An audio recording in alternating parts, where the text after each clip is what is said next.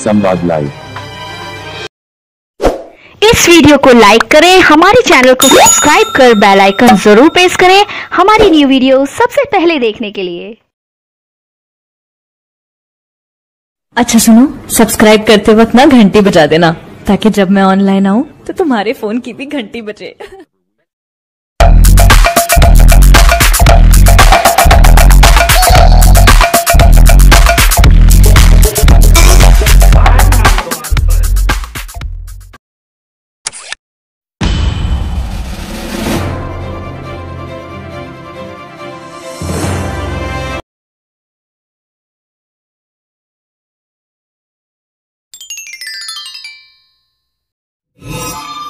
समास शब्द का जो अर्थ है, समास सम प्लस आस के योग से मिलकर बना है। सम का शाब्दिक अर्थ होता है पास और आस का अर्थ है रखना। अर्थात जब दो शब्दों या दो पदों को पास पास रखा जाता है तो उसे समास कहा जाता है। समास का अर्थ होता है संक्षेप। संक्षेप करना भी समास कहलाता है। परिभाषा है, दो शब्दों के मेल या मिलने को समास कहते हैं। दो शब्दों के मेल को समास कहते हैं। कोई परिभाषा की बात करे तो हम कहेंगे दो शब्दों के मेल को समास कहते हैं। जबकि संधि में क्या होता है? संधि में दो वर्णों का मेल होता है। वर्ण अर्थात अक्षरों का मेल होता है। लेकिन समास में होता है दो शब्दों का मेल। जैसे देखते हैं उदाहरण, जैसे पाठशाला, पाठ के लिए शाला, भाई पढ़ने के लिए शाला चाहिए। यहां के लिए ये विभक्ति चिन्ह है। कारक की विभक्तियां होती है, 8 कारक विभक्तियां होती है, उनके चिन्ह होते हैं। कर्ता ने कर्म को कर्ण से, संप्रदान के लिए अपादान से, इस तरह से आगे हम आपको विस्तार से बताएंगे कारक अभी। तो विभक्ति चिन्ह समास करने पर हटा लिया जाता है तथा समास विग्रह करने पर उसे पुनः लगा दिया जाता है। यदि हमें समास का विग्रह करना है पाठशाला का, तो होगा पाठ के लिए शाला। समास करना है इस पाठ के लिए शाला का, तो बनेगा पाठशाला। ठीक है, आगे चलते हैं। बात करते हैं समास के भेदों की। तो समास के निम्नलिखित भेद होते हैं। कुल 6 भेद होते हैं समास के। 6 भेद। पहला भेद है अव्यय भाव समास, दूसरा है तत्पुरुष समास, तीसरा है कर्मधारय समास। अव्यय भाव समास में अव्यय पदों की प्रधानता होती है। तत्पुरुष समास में कारक विभक्तियों का लोप होता है। कर्मधारय समास में विशेषण विशेष्य और उपमेय उपमान संबंध होते हैं। चौथा है द्विगु समास, जो कि संख्यावाची होता है। पांचवा है द्वंद्व समास, जिसमें दोनों पद प्रधान होते हैं, जैसे माता पिता, माता और पिता। और छठा और अंतिम समास है बहुव्रीहि समास, जिसमें कोई अन्य पद प्रधान होता है। तो ये प्रमुख 6 समास के भेद हैं। आइए इन्हें एक एक को विस्तार से जानते हैं। पहला भेद है अव्यय भाव समास। जिस समस्त पद का पहला पद अव्यय हो, अर्थात जिस समास का पहला पद अव्यय होता है, तो जिससे समस्त पद भी अव्यय बन जाए, और समस्त पद क्या है? अव्यय बन जाता है, उसे अव्यय भाव समास कहते हैं। अर्थात जिस समास में प्रथम पद जो है अव्यय पाया जाता है, अव्यय जो व्यय नहीं हो, खर्च नहीं हो। व्यय माने खर्च होने वाले, और अव्यय शब्द वो होते हैं जिनमें कोई बदलाव नहीं होता, परिवर्तन नहीं होता। बहुत सारे उदाहरण हम आपको देंगे। जैसे ये उदाहरण है, यहां समस्त पद और विग्रह दोनों दिए गए हैं। क्योंकि समास में एक तो समास होता है, एक विग्रह होता है। समास में तो समास को तो समस्त पद बोलते हैं, और जब उसको अलग अलग कर दिया जाता है, बांट दिया जाता है, तो उसको विग्रह कहा जाता है। तो आइए बड़ा कर लेते हैं। समस्त पद है जैसे आजीवन, इसका विग्रह होता है जीवन पर्यंत। आजीवन, जीवन पर्यंत। यथाशक्ति अर्थात शक्ति के अनुसार। तो यहां यथा और आ दोनों ही अव्यय हैं। भर पेट, भर क्या है? अव्यय है। पेट अर्थात पेट भरकर। अनुरूप, अनु अव्यय है, अनुरूप रूप के योग्य। यथाशीघ्र, यथा अव्यय, यथाशीघ्र जितना जल्दी हो सके। दिन भर, दिन अव्यय है, दिन भर अर्थात सारे दिन। हाथों हाथ, हाथ ही हाथ में, हाथों हाथ, रातों रात, दिनों दिन, इस तरह के जो शब्द होते हैं अव्यय भाव समास के होते हैं। यथाक्रम, क्रम के अनुसार। निर्विवाद, बिना विवाद के, बिना विवाद के।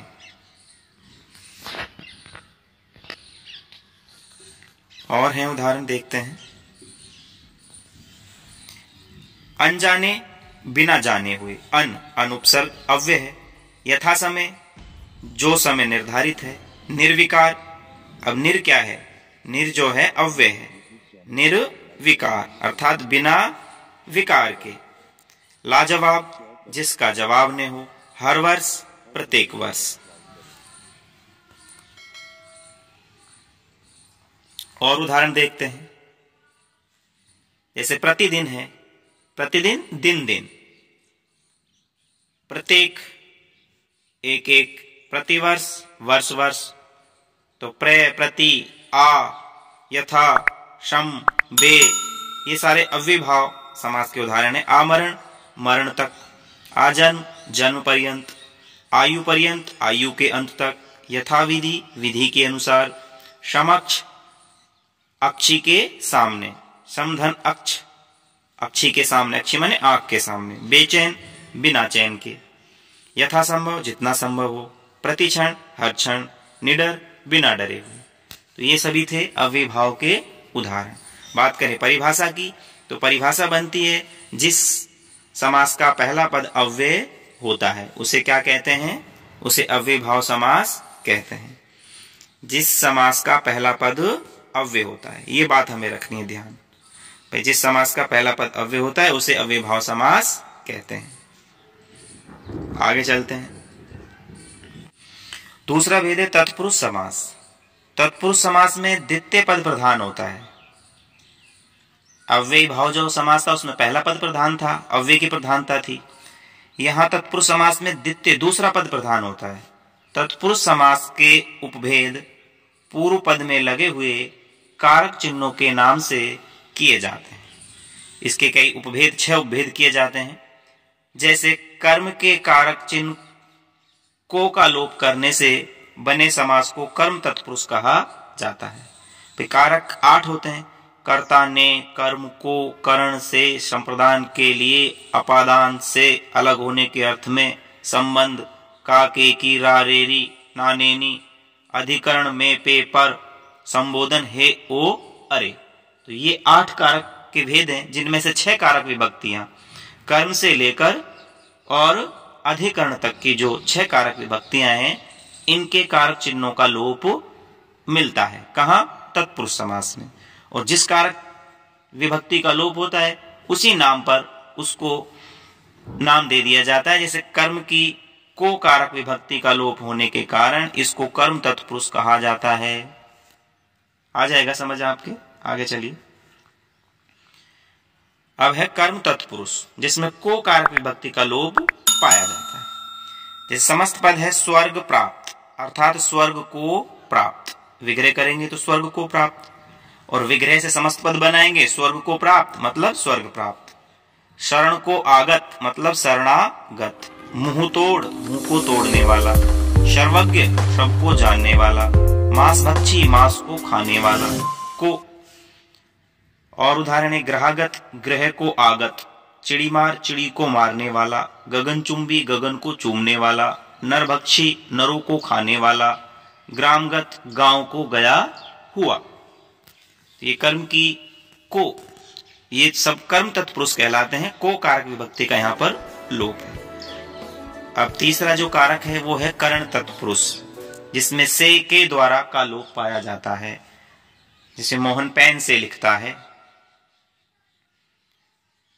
साधन के अर्थ में करण तत्पुरुष समास होता है। देखते हैं उदाहरण। समस्त पद है वाक युद्ध, वाक से युद्ध अर्थात वाणी से युद्ध। नीति युक्त, नीति से युक्त। अकाल पीड़ित, अकाल से पीड़ित। पद दलित, पद से दलित। रस सिक्त, रस से सिक्त। मदमत, मद से मत हुआ, श्रम साध्य, श्रम से साध्य। ईश्वर प्रदत्त, ईश्वर द्वारा प्रदत्त, दिया गया। नेत्रहीन, नेत्रों से हीन, ये साधन नहीं है उसके पास। आचार कुशल, आचार से कुशल। शराहत, सर से आहत।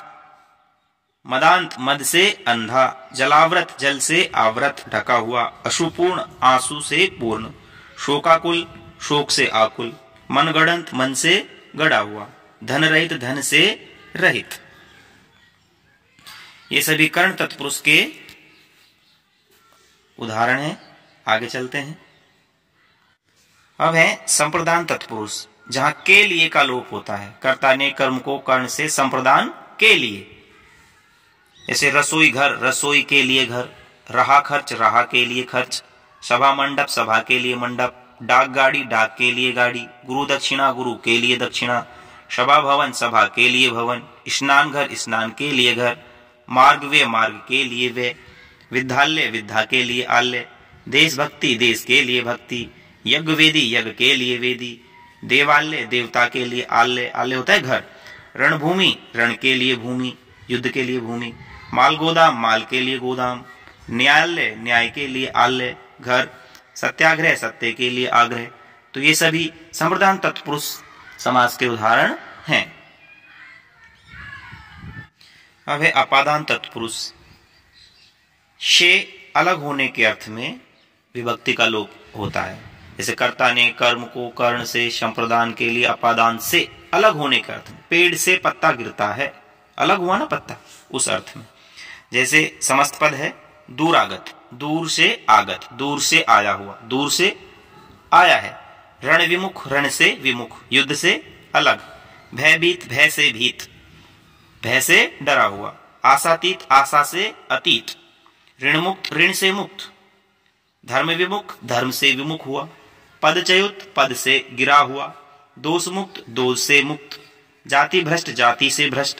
पाप मुक्त, पाप से मुक्त। जल रिक्त, जल से रिक्त। पथ भ्रष्ट, पथ से भ्रष्ट, भटका हुआ। जैसे देश निकाला, देश से निकाला। लोकोत्तर, लोक से उत्तर। बंधन मुक्त, बंधन से मुक्त। छठा भेद है छठी कारक विभक्ति संबंध तत्व, जहां का, के, की, रा, रे, री, ना, ने, नी, इन विभक्तियों का लोप मिलता है। अधिकतर का, के, की ही होती है। जैसे पराधीन, पर माने दूसरे के अधीन। नगर सेठ, नगर का सेठ। राष्ट्रपति, राष्ट्र का पति। कन्यादान, कन्या का दान। गोदान, गो माने गाय का दान। हिमालय, हिम का आल्य अर्थात बर्फ का घर। भूदान, भू का दान।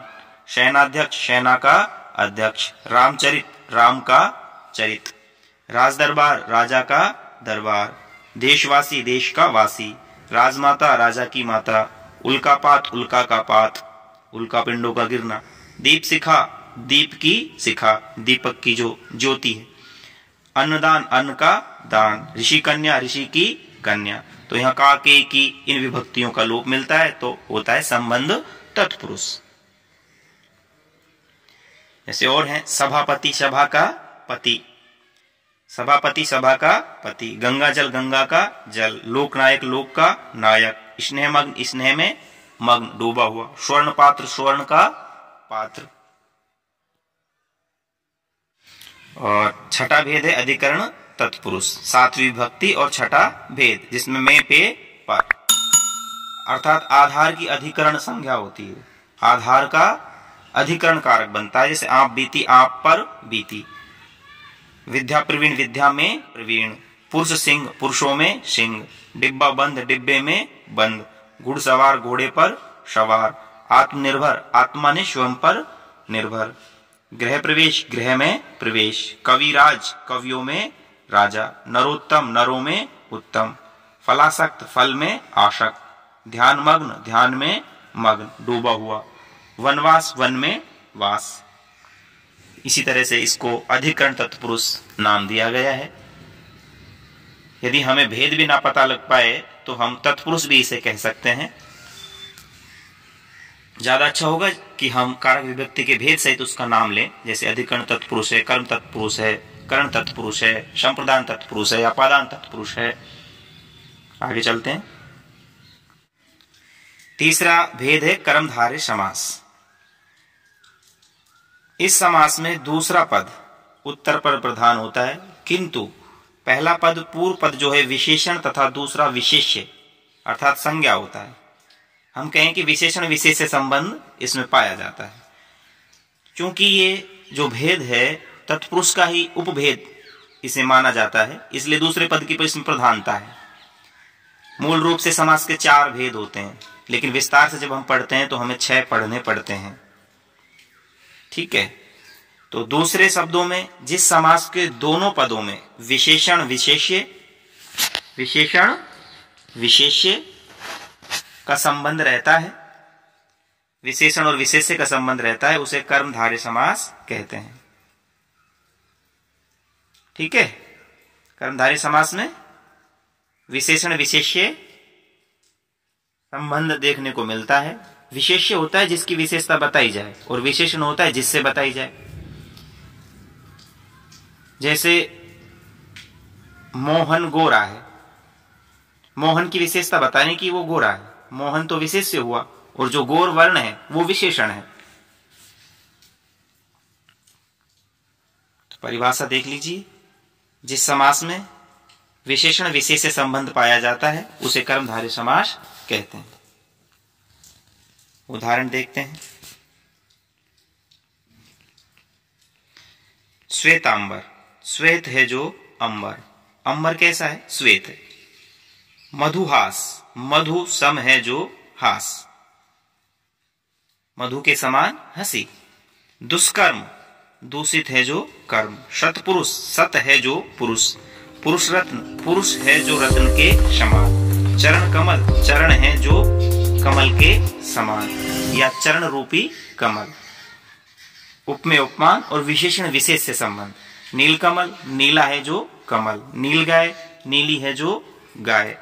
रक्त कमल, लाल है जो कमल। महापुरुष, महान है जो पुरुष। खाद्यान्न, खाद्य है जो अन्न, खाने का जो अन्न है। लोह पुरुष, लोह जैसा शक्तिशाली है जो पुरुष। सज्जन, सत है जो जन। पीतांबर, पीत है जो अंबर। पीतांबर जो शब्द है ये बहुव्रीहि समास का भी उदाहरण है। पीतांबर, पीले वस्त्रों वाला, कौन है? विष्णु जी हैं। यहाँ पीतांबर हो रहा, पीत है जो अंबर, पीला अंबर। महात्मा, महान है जो आत्मा। चंद्रमुख, चंद्रमा के समान जो मुख है। महर्षि, महान है जो ऋषि। नीलाकाश, नीला है जो आकाश। तो ये सभी कर्मधारय समास के उदाहरण हैं जहां उपमेय उपमान और विशेषण विशेष से संबंध पाए जाते हैं। चौथा भेद है समास का द्विगु समास। द्वि माने दो, गु माने गाय। दो गायों का जोड़ा द्विगु कहलाता है। शब्द का अर्थ अगर करते हैं तो जिस समास का एक पद संख्यावाचक विशेषण होता है तथा पूर्व पद प्रधान होता है उसे द्विगु समास कहते हैं। परिभाषा यही है कि जिस समास का प्रथम पद संख्यावाची होता है उसे द्विगु समास कहते हैं। उदाहरण देखते हैं। समस्त पद है त्रिलोक, 3 लोकों का समूह। विग्रह होगा 3 लोगों का समूह। 3 जो लोक हैं, भूलोक, स्वर्गलोक, पाताल लोक। चौराहा, 4 राहों का समूह, 4 रास्तों का समूह। सप्तऋषि, 7 ऋषियों का समूह। पंचवटी, 5 वटों का समूह। त्रिफला, 3 फलों का समूह। चौपाई, 4 पदों का समूह। अष्टाध्यायी, 8 अध्यायों का समूह। पक्षद्वय, 2 पक्षों का समूह। षड्रस, 6 रसों का समूह। चौमासा, 4 मासों का समूह। नवरत्न, 9 रत्नों का समूह। सतसई, 700 पदों का समूह। चतुर्भुज, 4 भुजाओं का समूह। सप्ताह, 7 दिनों का समूह। तो इस तरह से प्रथम पद क्या है? संख्यावाची, वो द्विगु समास होता है। पांचवा भेद देखते हैं, द्वंद्व समास। जिस समस्त पद में दोनों पद प्रधान हो तथा विग्रह करते समय एवं, तथा और आदि लगे उसे द्वंद्व समास कहते हैं। समस्त पद के मध्य योजक चिन्ह रहता है। समस्त पद जो है उसके बीच में योजक चिन्ह लगा रहता है। इसमें दोनों पदों की प्रधानता होती है द्वंद्व समास में। बहुत ही आसान है, पहचान सकते हैं। उदाहरण देखिए। जैसे भाई बहन, भाई और बहन, धनी निर्धन, धनी और निर्धन, रात दिन, रात और दिन, पूर्व पश्चिम, पूर्व और पश्चिम, नर नारी, नर और नारी, जन्म मरण, जन्म और मरण, अन्न जल, अन्न और जल, राधा कृष्ण, राधा और कृष्ण, पेड़ पौधे, पेड़ और पौधे, भला बुरा, भला और बुरा, वेद पुराण, वेद और पुराण, ऊंच नीच, ऊंच और नीच, माता पिता, माता और पिता, देश विदेश, देश और विदेश, सुख दुख, सुख और दुख, हार जीत, हार या जीत या हार और जीत, दाल रोटी, दाल और रोटी, हानि लाभ, हानि या लाभ, या तो हानि होगी या लाभ, या और, तथा, सीताराम, सीता और राम, जल थल, जल और थल, पाप पुण्य, पाप और पुण्य, दूध दही, दूध और दही, राज रंक, राजा और रंक, छोटा बड़ा, छोटा और बड़ा, चल अचल, चल और अचल। इस तरह से विभक्ति चिन्ह लगा होता है, जैसे दूध दही के बीच ये जो विभक्ति चिन्ह है, विभक्ति चिन्ह इसे कहा जाता है। इस तरह से ये और का गोतक है, जैसे माता और पिता। अंतिम और छठा भेद है बहुव्रीहि समास। जिस समस्त पद में कोई पद प्रधान नहीं होता, कोई भी पद प्रधान नहीं होता, ना पहला ना दूसरा, तथा जो अपने पदों से भिन्न किसी संज्ञा का विशेषण होता है, अर्थात जिसमें अन्य पद की प्रधानता पाई जाती है। अन्य मतलब तीसरा, अन्य पद की प्रधानता जहां पाई जाती है उसे बहुव्रीहि समास कहते हैं। अन्य पद प्रधान होता है, इसमें दोनों पदों को छोड़ते हुए कोई तीसरा ही पद इसमें प्रधान होता है। जैसे पीतांबर है, पीत है अंबर जिसका, अर्थात पीले हैं वस्त्र जिसके। श्री कृष्ण के वस्त्र कैसे हैं? पीले, संज्ञा का विशेषण है कृष्ण। दशानन, विग्रह होगा 10 है आनन जिसका, अर्थात 10 सिरों वाला रावण। चतुर्भुज, 4 है भुजाएं जिसके, अर्थात विष्णु। त्रिलोचन, 3 है लोचन जिसके, नेत्र शिवजी। शूलपाणी, शूल है पाणी मतलब हाथ में जिसके, वह शिव। चतुरानन, 4 है आनन मतलब मुख जिसके, वह ब्रह्मा। आनन होता है मुख। लंबोदर, लंबा है उदर अर्थात पेट जिसका, उदर होता है पेट, गणेश। षडानन, 6 है आनन जिसके, कार्तिक के। वीणापाणी, वीणा है हाथ में जिसके, सरस्वती। चंद्रशेखर, चंद्रमा है शिखर अर्थात शीश पर जिसके, शिव जी। तो तीसरा अन्य पद यहां पर प्रधान हो रहा है। चंद्रशेखर शिव जी के लिए रूढ़ है, वीणापाणी मां सरस्वती के लिए रूढ़ है, चतुरानन ब्रह्मा जी को कहते हैं, लंबोदर गणेश जी को कहते हैं।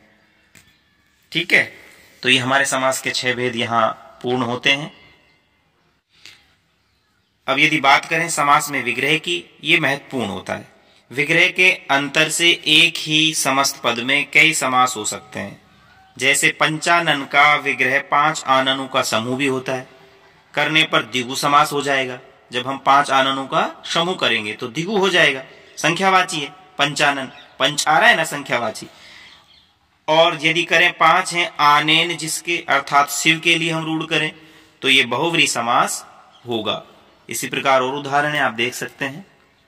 जैसे पीतांबर है, पीतांबर भाई पीत हैं जो अंबर, कर्मधारय समास हुआ। अंबर कैसा है? पीला अंबर है। आसमान कैसा है? या पीले वस्त्र हैं, कर्मधारय समास हुआ।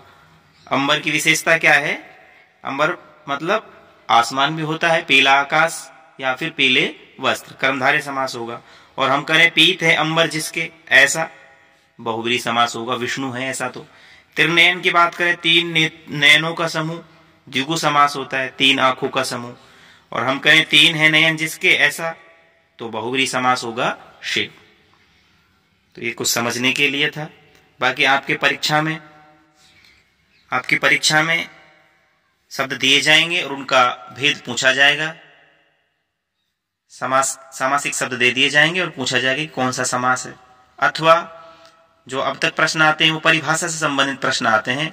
जैसे अव्ययभाव समास किसे कहते हैं, कोई 2 उदाहरण दीजिए। जिस समास में पहला पद अव्यय होता है या अव्यय पद की प्रधानता होती है उसे अव्यय समास कहते हैं, अव्ययभाव समास कहते हैं। जैसे यथाशक्ति, शक्ति के अनुसार, दिन दिन, प्रतिदिन, प्रत्येक, इस तरह से। तत्पुरुष की बात करें तो जिस समास में द्वितीय पद की प्रधानता होती है और कारक विभक्तियों का लोप पाया जाता है उसे तत्पुरुष समास कहते हैं। कर्मधारय की बात करें तो जहां विशेषण विशेष्य और उप में उपमान संबंध पाया जाता है वहां कर्मधारय समास होता है। द्विगु की बात करें तो द्विगु जो शब्द है जिस समास का पहला पद संख्यावाची होता है उसे द्विगु समास कहते हैं। जैसे पंचरात 5 रातों का समूह, चौराहा 4 राहों का समूह। बात करते हैं 5वें नंबर की द्वंद्व समास। तो जिस समास में दोनों पद प्रधान होते हैं उसे द्वंद्व समास कहा जाता है। इसी तरह से बहुब्रीहि समास जिसमें दोनों पद प्रधान नहीं होकर के कोई अन्य तीसरा पद प्रधान होता है उसे बहुब्रीहि समास कहा जाता है। आशा करता हूं आपको ये छोटा सा प्रयास समझ आया होगा। इस वीडियो को अपने दोस्तों के साथ जरूर शेयर कीजिएगा और इस वीडियो में कमेंट करके हमें लाजमी तौर पर बताइएगा कि आने वाले वक्त में आप किस तरह की वीडियोस देखना पसंद करते हैं। और अगर आपने अभी तक हमारा चैनल सब्सक्राइब नहीं किया तो फौरन सब्सक्राइब कीजिए, साथ ही बेल आइकॉन पर क्लिक करें ताकि मजीद आने वाली वीडियो जो वक्तन फवक्तन आपके लिए इस चैनल पर अपलोड करते हैं वो आपको वक्त पर मिलती रहे और आप उनसे मुस्तफीद होते रहें। अगली वीडियो तक हमें दीजिए इजाजत, अपना ख्याल रखिएगा। ताज़ा तरीन अपलोड्स की नोटिफिकेशन हासिल करने के लिए हमारे चैनल को सब्सक्राइब करें और साथ में दिए गए घंटी के निशान को दबाना ना भूलें।